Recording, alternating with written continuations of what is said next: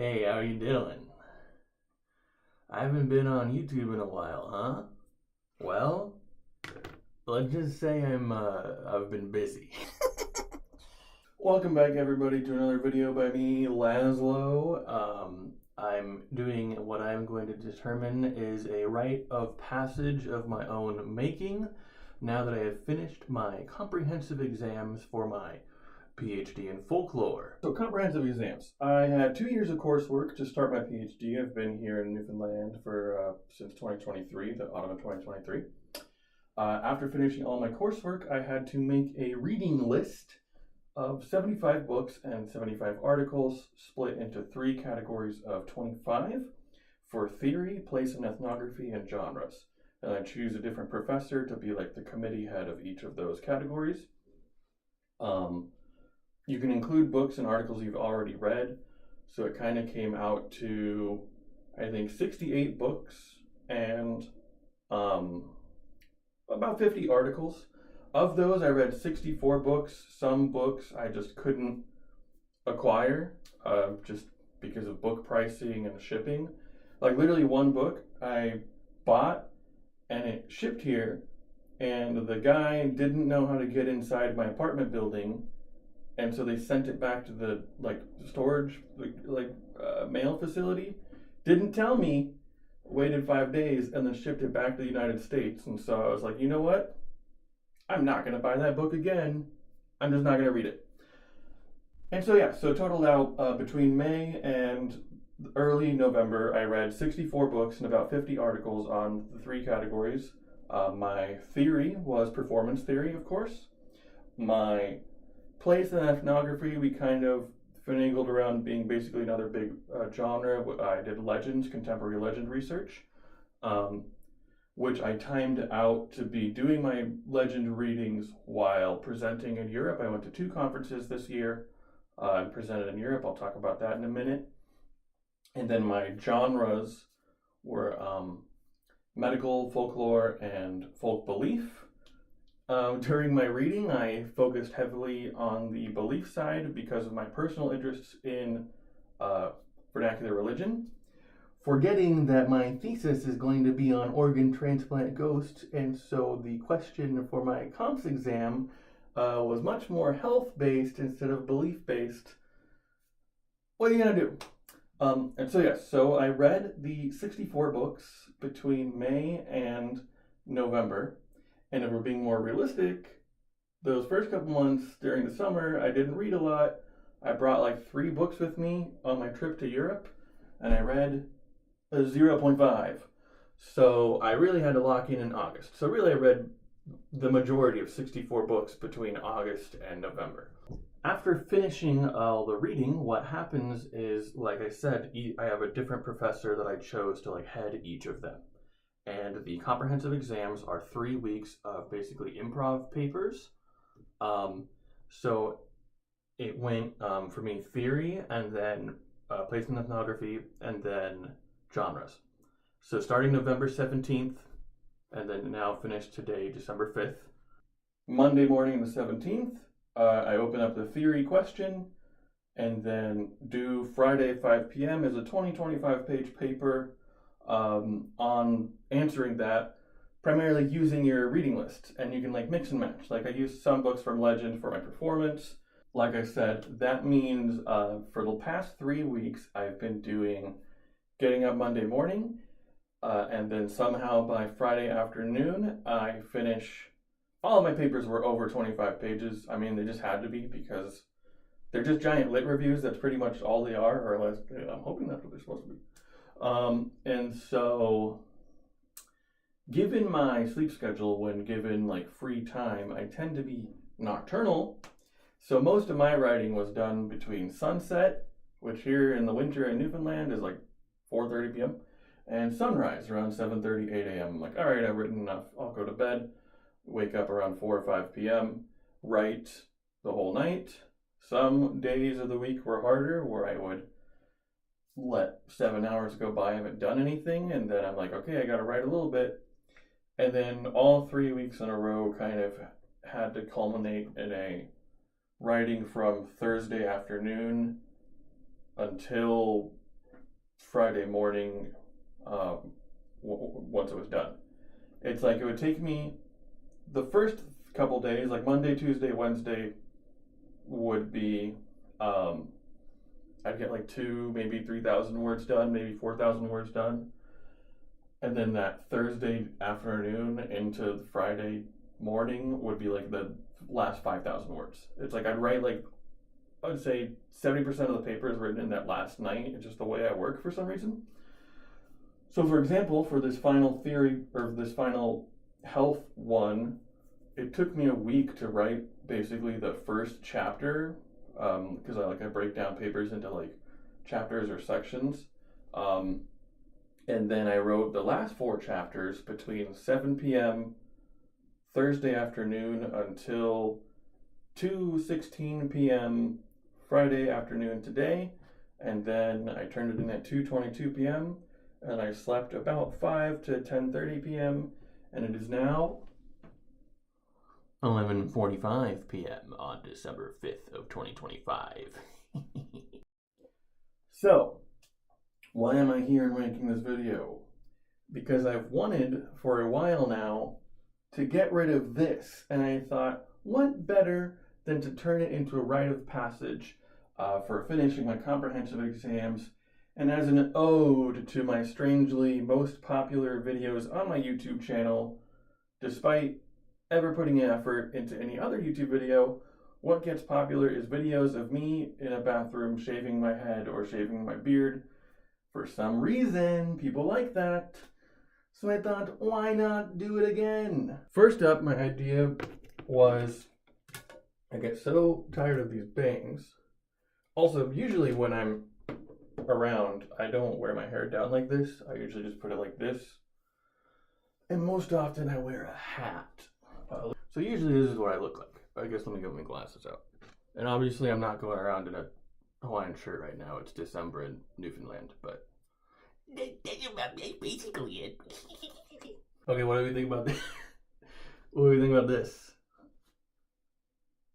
I'm really afraid I'm gonna do like a funny hairstyle in the middle of this and be like, actually, that's good enough.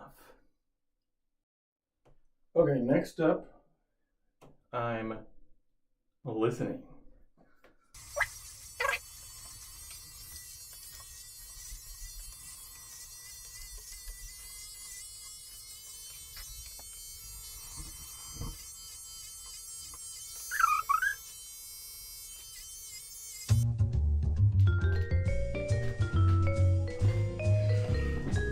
Hello, one and all. It's me, Laszlo, in St. John's. I'm listening.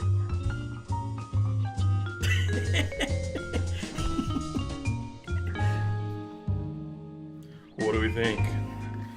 Does it look right? No, it doesn't. I went too far here, so I can't do the Frasier. Good thing I am planning on going bald, but... Okay, this side looks a little bit better. I think I went too far the other side. What do we think? What do we think? Everybody, what do we think?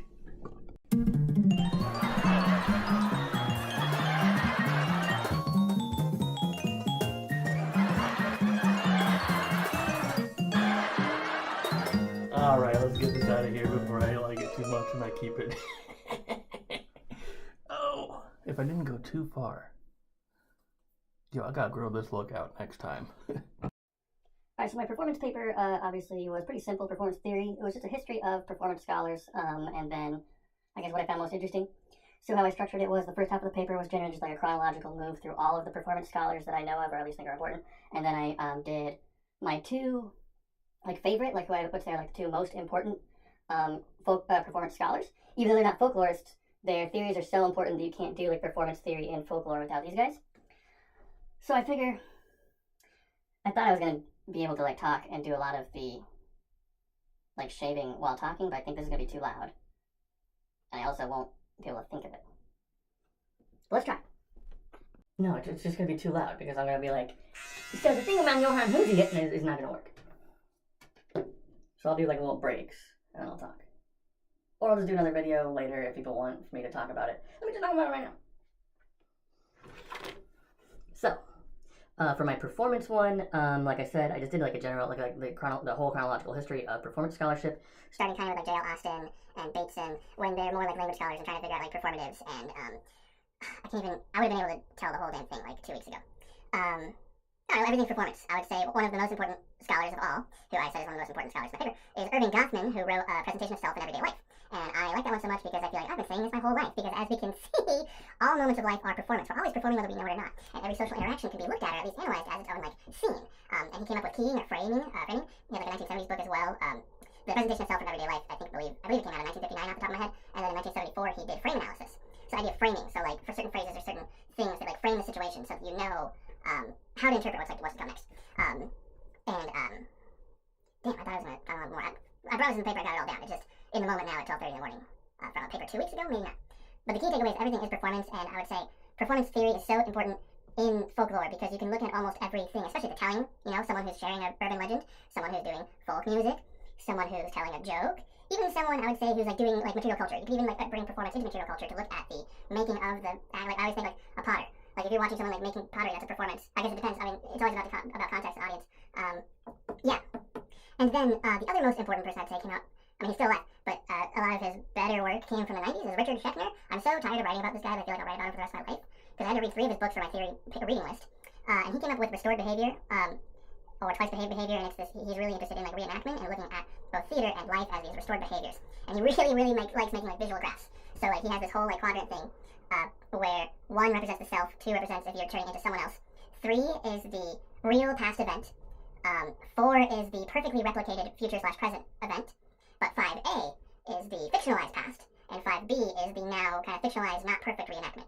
A lot of places and a lot of things like to think that they are at perfect 1, 3, 4, but that's almost impossible. No matter what, like even if you're doing exactly, like let's say if you're breaking into theater, even if you're doing like I'm gonna get down here, even if you're doing like a perfect play, with the same cast, it's gonna be a different audience. Even if you're doing the same audience, they're literally like by the same, it'll never be perfect. Something in your mind will change. You can't like perfectly replicate it. So I would say almost everything is really a 1, 5A, 5B, even if they think it's a 1, 3, 4. And then part of my things is like transplant, and that's how I look at what we change restored behavior, literally. And like transplant is taking be seen as a restored behavior, embodied thing. And then this whole 2 into 1 instead of 1 into 2. So when actors being someone else, it's a 1 into 2. So it'd be like a 1, 5A, 2, 5B, I believe would be like a normal movie, is my assumption, or like a stage play. But just check it out, he's still alive in New York. Yeah, I get really tired of him because his books are really long, but at the same time, like, damn, I agree with everything he's saying. I'm not using a lot, so I keep thinking of restored behavior and everything. Twice behaved behavior, and the way transformations are transportations. So like a transformation, like let's say the right of path, like transformations are permanent. So transformation is like you go, you do this performative, like let's say ritual, and then now your status or something about you change forever. Transportation is you change temporarily, and then you have a cooldown and you return back to yourself, which is like acting. But then even then, a long succession of transportations can become transformation. So like John Wayne doing the John Wayne character, over time the real John Wayne starts to become more of that like stereotype he's built for himself. Okay, now I'm going to shave a little bit more, and then we'll get into legend.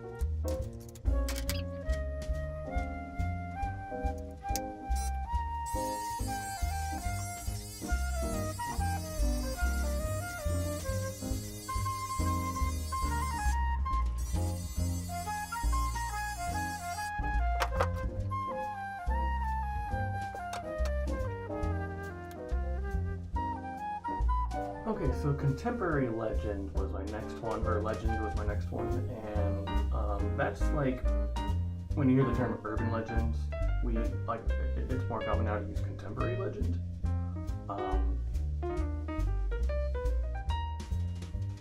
Let me just shave the rest of my head, and we'll talk about it in the other room.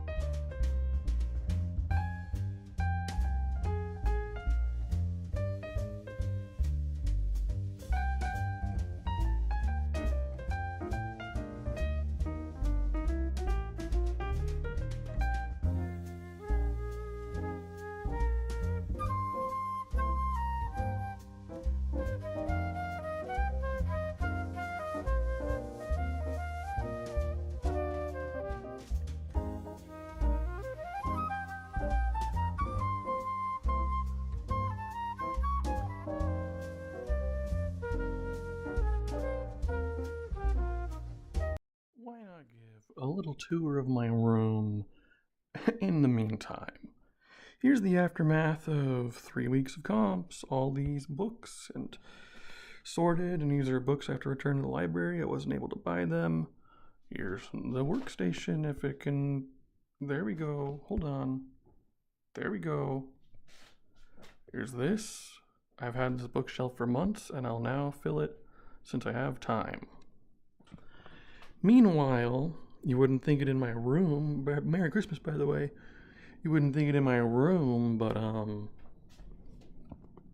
it's going crazy out there. It's a little windy, a little bit of snow, a lot of wind. Yeah, I'm thinking it's Christmas break.